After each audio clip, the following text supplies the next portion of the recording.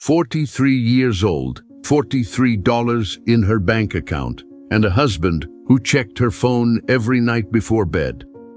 That was Beverly's life. Not the checking of the phone like someone who loves you and worries, the checking like someone who owns you, like someone making sure the inventory was still in place. I want you to stop right here for a second, because I need you to hear this. Beverly did something small, something that most people would look at and say, that's nothing, that's groceries, what's the big deal? But that small thing, done quietly, done patiently, done over 6 months of ordinary Tuesday afternoons and Friday mornings, changed everything. And I'm going to tell you exactly what she did and why it worked. Because I think a lot of you already know what it feels like to need a way out that nobody can see. Does that sound familiar? Have you ever looked at your own life and realized that the money in your account isn't really yours? That the paycheck gets deposited and then disappears into bills and his decisions, and things you never agreed to? Have you ever stood in line at the grocery store and felt for just 1 second completely invisible? Beverly felt that every single day. But what she did with that grocery cart in those 6 months is something I need to tell you about. Because the way it ended and the reason it worked, it wasn't about the money at all. Stay with me. Beverly Reeves worked the early shift at the hospital laundry. Not the nursing, not the front desk, the laundry. The basement room where the fluorescent light in the corner had been flickering for 2 years, and nobody had come to fix it because that room was not a room where important people worked. She was there at 5:45 every morning, before the sun came up, sorting sheets and gowns and towels into the big industrial carts. Her hands knew the job so well she didn't have to think anymore. She just sorted. And while she sorted, she thought about her daughter in community college 30 minutes away, about the electric bill, about whether the chicken in the freezer was still good. Beverly had one pair of work shoes, black, rubber-soled, that she had relaced 3 times with different colored laces because she could never find the right black ones at the dollar store. The right shoe had a small crack near the toe that she had sealed with electrical tape. She told herself she'd replace them when there was room in the budget. There was never room in the budget. She had been married to Dennis for 19 years. Dennis was not a monster in the way movies show monsters. He didn't break things. He didn't scream in public. He was perfectly polite at church, perfectly friendly with the neighbors, perfectly reasonable when explaining to Beverly, calmly, in the kitchen, why she didn't need her own savings account, why it made more sense for everything to go into the joint, why he was just better with numbers and she should be grateful. So she was grateful out loud where he could hear. But at the back of her closet, behind the winter coats she hadn't worn in 3 years, there was a shoebox. Not her shoe size, a men's size 12 shoebox from a brand her husband had worn once for a wedding. Inside the box, nothing yet, just the box. She had put it there 2 years ago, empty, and every time she opened the closet she saw it, just sitting there, patient. She didn't know what she was saving it for. She just knew she needed something that was hers. That shoebox was her promise to herself, and for 2 years it had been empty. The thing that broke Beverly open didn't happen all at once. It happened in pieces, slowly, the way water gets into a wall. First it was her daughter, Keisha. Keisha had been accepted into the nursing program. The real program, the 4-year university, not the community college. She called Beverly on a Tuesday afternoon, crying and laughing at the same time, saying, "Mama, I got in. Mama, I got in." Beverly sat down on the edge of the bed and pressed her hand to her mouth. She hung up the phone and walked to the kitchen and told Dennis. Dennis looked up from the television. He said, "She's not going. We're not paying for that. She can finish the 2-year program and get a job." Beverly said she could get a loan. Dennis said, "I'm not co-signing anything. This conversation is over." It was over, and it was the car. The transmission had been slipping for months and Beverly had been careful, taking the highway instead of the hills, never accelerating too fast. She brought it up 3 times. Dennis said it was fine. It was just the way old cars drove. She didn't know what she was talking about. In February, the transmission died on the on-ramp to the interstate. Beverly sat in a stopped car with 18-wheelers rushing past her window, calling Dennis, who didn't answer, for 40 minutes. The repair was $1,400. Dennis paid it from their joint account without discussing it. Then he told Beverly her grocery budget was being cut from $320 a month to $250 to make up the difference. She was to manage. And then, in March, Beverly found the other credit card. Not hers, not theirs, his. A statement tucked inside a magazine in the garage. 11 months of charges. Restaurant names she didn't recognize. A hotel in the city twice. A jewelry store. She put the statement back exactly where she found it. She didn't confront him. She went inside, made dinner, and sat across the table from him while he talked about the game. She watched his mouth move and she thought, very clearly, for the first time without guilt, I need to get out, and I need money he cannot see. She had $250 for groceries. She had a shoebox in the closet. And then she had a thought. What she did next? She almost didn't tell anybody for a long time. She was afraid people would judge her, afraid they would say that's stealing, that's dishonest. You should have confronted him. But here is what I want you to understand, Beverly wasn't stealing from anyone. She was paying herself back for 19 years. She started keeping $4 every week from the grocery money, sometimes $5, sometimes $6. When she found a sale or used a coupon on something she was already buying, she kept the receipts. She stayed exactly within the budget Dennis checked. And every Thursday evening, she went to the bedroom, opened the closet, moved the winter coats, and put the folded bills inside the shoebox. $4, $5, sometimes $6. It sounds like nothing. It sounds like it could never be enough. Here's the thing she noticed in those first few weeks. She had started writing things down. Not just the grocery prices. Little things. What she needed. What she could wait on. What had been bought out of habit and not necessity. She wrote it in the back of an old address book she found in her nightstand drawer. The kind with the alphabet tabs. She used the page marked an X because nobody would ever look for anything on the page marked an X. She didn't know yet that that little address book was going to matter in a way she couldn't imagine. But we'll get there. It was a Thursday in April. Beverly was standing in line at the pharmacy, waiting to pick up her blood pressure prescription. $42 every month. She had that number memorized the way you memorize things that hurt. The woman in front of her was old. Not fragile old, but settled old, like a tree that has stopped growing taller and started growing wider. She wore a housecoat in a pattern of blue flowers, and she had a coin purse that she opened slowly, very slowly, counting out exact change for her medication. The pharmacist waited. Beverly waited. Nobody rushed her. When the old woman finished, she stepped aside, but she didn't leave. She stood near the counter rearranging things in her bag, and Beverly noticed she was watching. Not rudely, just watching. Beverly paid and turned to leave, and the woman said, quietly, "How long you been doing it?" Beverly stopped. Doing what? The woman looked at her hands. Beverly looked down. She was still holding her wallet so tightly that her knuckles had gone pale. "Holding on," the woman said. Beverly didn't answer. The woman didn't push. She just nodded, the way people nod when they already know the answer and are only being polite by asking.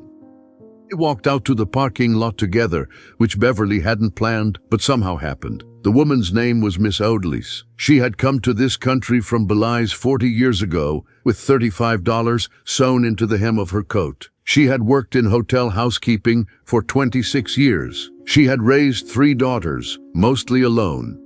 Beverly asked her what the secret was. She meant financially. She meant practically. She meant how do you survive? Miss Odelis was quiet for a long time, long enough that Beverly thought she wasn't going to answer.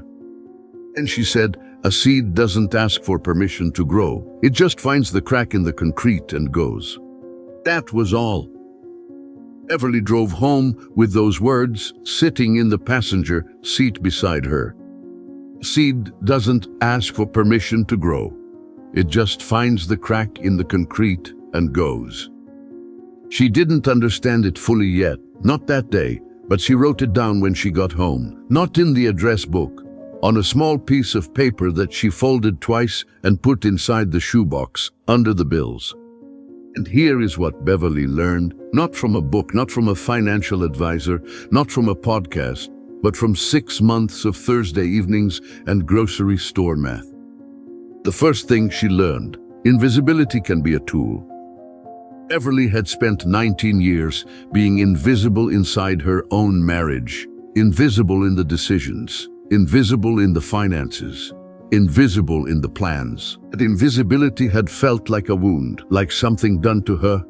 But in those 6 months, she chose invisibility. She used it. She moved through it the way water moves through rock, not by force but by patience. Dennis never noticed that the grocery money was being worked differently. He checked the total on the receipts. He never checked the line items. He saw the number and stopped looking, because that is what happens when you believe you already understand something. You stop looking carefully. Beverly had been seen her whole life as someone who didn't understand numbers. That assumption was her crack in the concrete. The second thing she learned, small and steady is more powerful than big and dramatic. She had imagined before that getting free would require a dramatic moment, a confrontation, a door slamming, a scene, but $4 a week became $16 a month. $16 a month became nearly $200 in a year. $200 became $400 when she found more cracks. A rebate check she had filed for and forgotten. The last $30 of a gift card she had been saving for a special occasion that was never going to come because she was waiting to deserve it. She stopped waiting to deserve things. By month 4, she had just over $1,000 in the shoebox. She couldn't believe it. She sat on the floor of her closet and counted it twice. $1,042 in small bills, in a shoebox, behind winter coats. She cried, not from sadness, from something more complicated than sadness. The third thing she learned, you have to stop punishing yourself for surviving. There was a version of Beverly that felt guilty every Thursday. That voice that said, this is deceptive, this is wrong. A good wife wouldn't do this. She spent a lot of months fighting that voice. And then one day she didn't fight it anymore. She just looked at it clearly and said, I found receipts for a hotel. I found a jewelry store charge. And I am putting $6 in a shoebox so my daughter can go to school.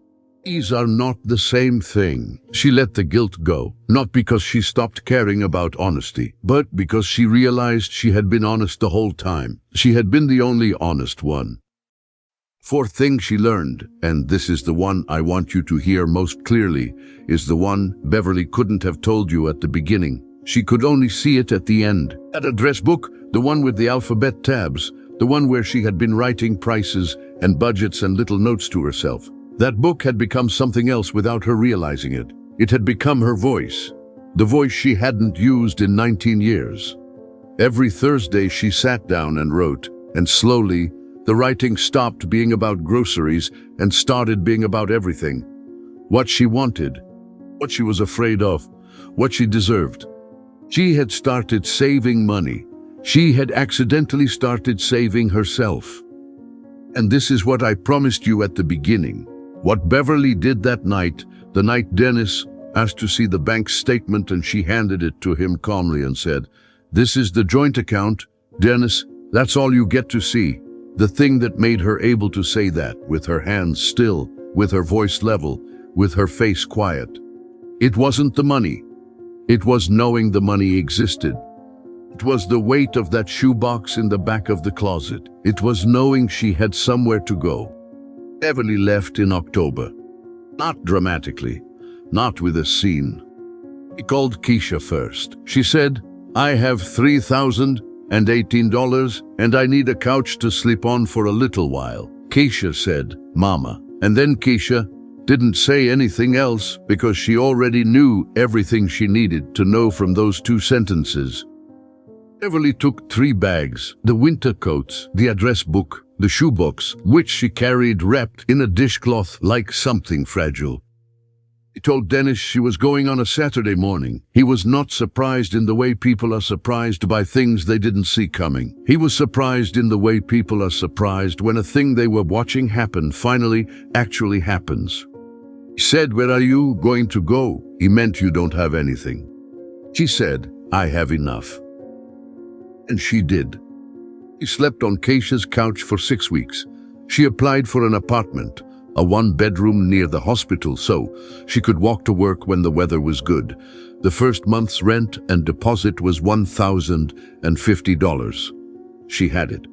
Exactly, with a little left over. She called the hospital about the full-time laundry position she had been offered 2 years ago and turned down because Dennis said it wasn't worth the extra hours. She took it. The new hourly rate was $4.20 more than her old one. She did that math and sat with it for a long time. Some people from church stopped calling. 3 of her neighbors, women she had brought casseroles to and sat with during hard times, went quiet. One of Dennis's sisters sent a text message that Beverly read once and deleted. But Keisha called every day. And Miss Odalis, whose number Beverly had taught to ask for in the pharmacy parking lot, she called on Sundays. They talked for a long time on Sundays.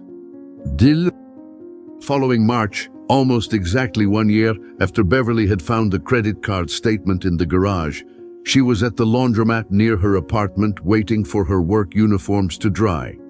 A woman sat down next to her.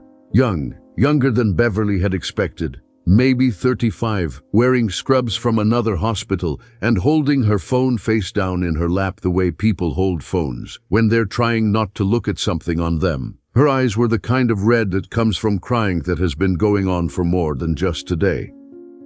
Beverly didn't say anything at first. She folded a towel. She folded another.